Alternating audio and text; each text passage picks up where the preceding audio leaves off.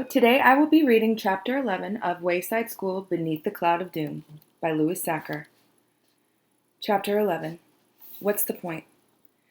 In some classrooms, teachers choose the weekly spelling words. Not so in Mrs. Jewell's class. She lets her students pick. Nearly everyone had a hand raised. Mrs. Jewell called on Rondi. "Pistachios," said Rondi. This is why other teachers don't let their students choose the words. Mrs. Jewell couldn't spell pistachios. So she did what every other teacher everywhere does in such situations. "That's an excellent word, Rondi," she said. "Would you like to come up and write it on the board?" Rondi came up to the front of the room. Mrs. Jewell paid close attention as Rondi wrote pistachios on the blackboard. "I love pistachios," said Kathy when Rondi returned to her seat. "Me too," said Allison. "They're my third favorite nut." Mrs. Jewell called on DJ. "Grumple," he said. "I don't think grumple is a word," Mrs. Jewell pointed out. "So," asked DJ, "we should still know how to spell it."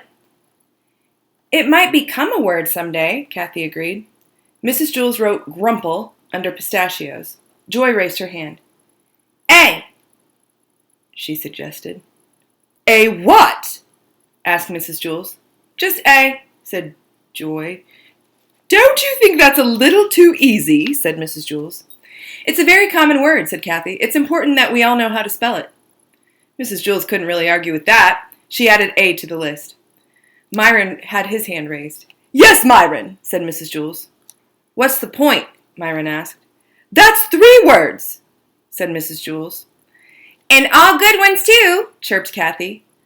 "The cloud of doom is getting bigger every day," Myron exclaimed. "What does it matter if we can spell?" "So we can read and write," Mrs. Jewell replied. "What's the point of reading?" asked Leslie. "What's the point of writing?" asked Jason. "What's the point of arithmetic?" asked Benjamin. "There is no point," Myron grumbled. He slammed his pencil down hard on his desk. The point broke off of it. "I understand you're scared and upset," said Mrs. Jewell.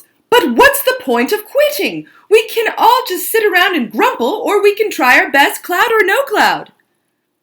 "And it hasn't been all bad," Mrs. Jewell continued. "We've been getting a whole lot more nail clippings." That was true.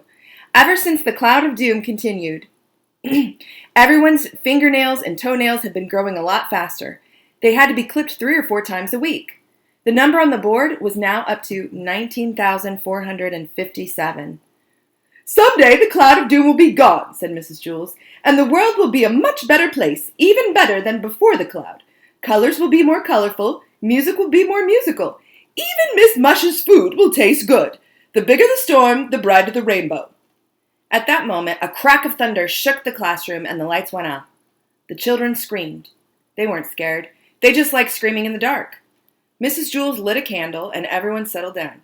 "Now, shall we continue with our spelling?" Jenny raised her hand and suggested, "Hope." "Excellent word," said Mrs. Jewell. She held her candle in one hand and the chalk in the other. She said the letters out loud as she wrote them on the blackboard. H-O-P-E. Hope.